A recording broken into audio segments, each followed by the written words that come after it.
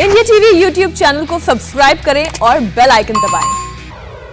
राहुल गांधी ने किसान आंदोलन को लेकर एक फोटो ट्वीट की थी। बीजेपी ने आरोप लगाया कि यह फोटो सही नहीं है और इसी पर सुमित पात्रा एक प्रेस कॉन्फ्रेंस कर रहे हैं। प्रतिदिन औसतन 85 लाख वैक्सीनेशन हो रहा है। ऐसे 2 दिन रहे हैं जहां 1 करोड़ से अधिक वैक्सीनेशन हुआ है। उसके बावजूद ये जो लोग भ्रम फैलाते थे झूठे तस्वीर के माध्यम से, वो लोग चुप हैं। ये वही राहुल गांधी हैं जिनका चंद दिन पहले एक ट्वीट कंट्रोवर्सी में आया था, जब एक पीड़िता के फोटो को लेकर, पीड़िता के परिवार को फोटो को लेकर उन्होंने फोटो ट्वीट किया था। बाद में ट्विटर ने, फेसबुक ने उस फोटो को डिलीट किया। तो कहीं ना कहीं राहुल गांधी हमेशा भ्रम की राजनीति करते हैं और फंसते नजर आते हैं। आज ही राजस्थान के जालोर डिस्ट्रिक्ट में एक माइनर के साथ, एक नाबालिग के साथ रेप का घटना भी सामने आया है। जघन्य अपराध है। किंतु पूरे हिंदुस्तान में भ्रम की राजनीति करना और अपने राज्यों के विषय में चुप रहना, यही राहुल गांधी जी की खूबी है, यही उनका रवैया रहा है।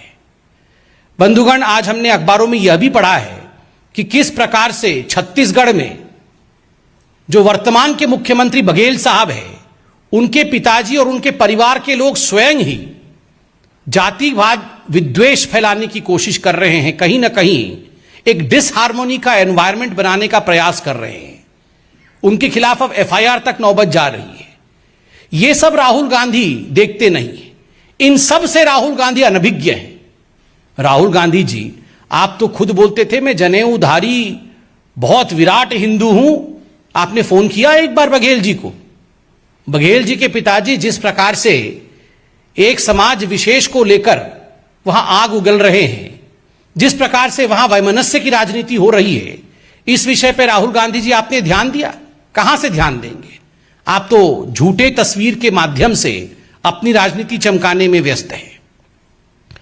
बंधुगण, एक और राहुल गांधी है तो दूसरी ओर हिंदुस्तान के हमारे माननीय प्रधान सेवक नरेंद्र मोदी जी है। अथक परिश्रम करके जिस प्रकार का स्थान नरेंद्र मोदी जी ने भारत की जनता और विश्व में बनाया है, यह अपने आप में अद्वितीय है। अभी हाल फिलहाल में यूनाइटेड स्टेट्स का ग्लोबल लीडर अप्रूवल रेटिंग आया है।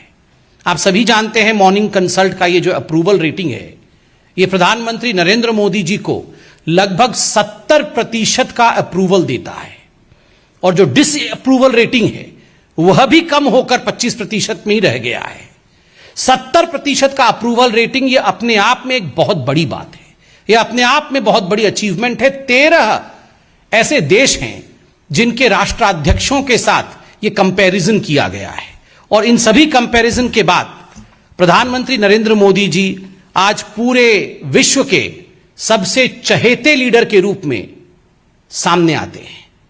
चाहे जो बाइडेन हो, चाहे जर्मनी के चांसलर मर्कल जी हो, उन सभी से आज आगे कोई नेता है पूरे विश्व में तो प्रधानमंत्री नरेंद्र मोदी जी है।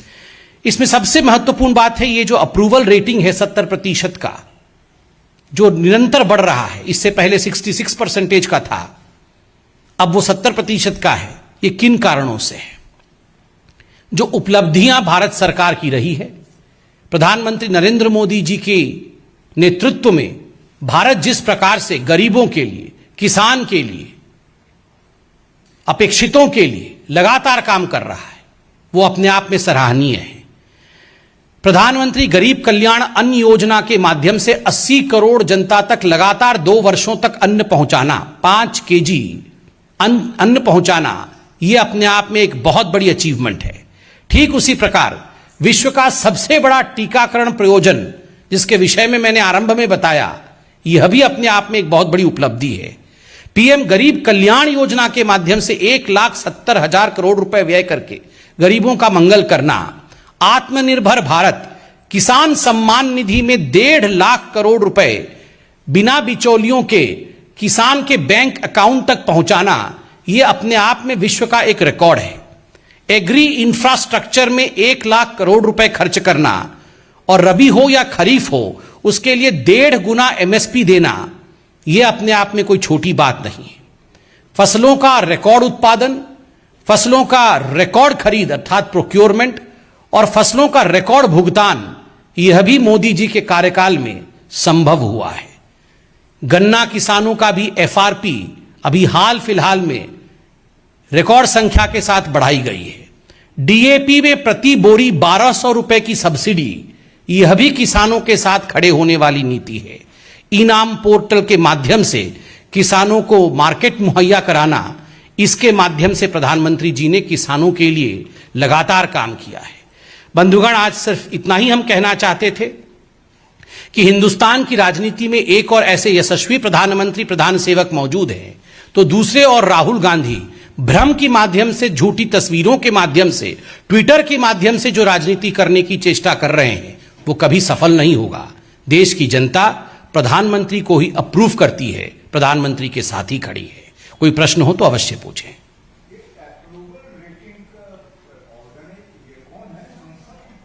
ये मॉर्निंग कंसल्ट है, US based company. Morning consult. कल मुजफ्फरनगर में किसान महापंचायत बुलाई, लेकिन उस मंच का इस्तेमाल किसानों के हित में कम बोला गया उससे, लेकिन उन्होंने ये कहा कि बीजेपी जहां भी जाएगी उसका विरोध करेंगे, उसको हराने के लिए हमारा मकसद होगा। साथ ही मंच से अल्लाह अकबर के नारे भी लगाया। देखिए, जहां तक किसानों का संबंध है, किसान देश का अन्नदाता है। किसानों को जितना भी नमन किया जाए, किसानों के लिए जितना भी किया जाए वो कम है। 70 वर्षों तक किसानों की परिस्थिति हिंदुस्तान में किस प्रकार की रही है, यह हम सब ने देखा है। प्रधानमंत्री नरेंद्र मोदी 2014 से जब से प्रधानमंत्री के रूप में आए हैं, लगातार किसानों के लिए काम करना उनका ध्येय रहा है और वही कारण रहा कि पहली बार 1.5 गुना एमएसपी को बढ़ाना। और स्वामीनाथन जी, जो कि इसके प्रणेता थे, उन्होंने खुद एक आर्टिकल लिख करके ये कहा कि जो मेरे स्वप्न थे, उन स्वप्नों को यदि किसी ने साकार किया है तो उनका नाम नरेंद्र मोदी है। जिस प्रकार से रिकॉर्ड उत्पादन हो रहा है, जिस प्रकार से रिकॉर्ड खरीदी हो रही है, ये सारा कुछ आपके सामने है। क्या यह हकीकत नहीं है कि आज से कुछ वर्षों पहले आप याद करिए, दाल इत्यादि का उत्पादन इतना कम होता था कि हर सीजन में दाल की प्राइसेस आकाश छूती थी। आज ये जो इंसेंटिव प्रधानमंत्री नरेंद्र मोदी जी ने दिया है, उसके कारण दाल इत्यादि के उत्पादन में भी बढ़ोतरी हुई है। पीएम किसान सम्मान निधि 1.5 लाख करोड़ से अधिक रकम किसानों के अकाउंट में डीबीटी के माध्यम से डायरेक्टली जाना। नमस्ते, मैं हूं मीनाक्षी जोशी। वीडियो और खबरों से अपडेट रहने के लिए India TV YouTube channel subscribe करें, बेल आइकन दबाना ना भूलें। जुड़े रहें इंडिया टीवी के साथ।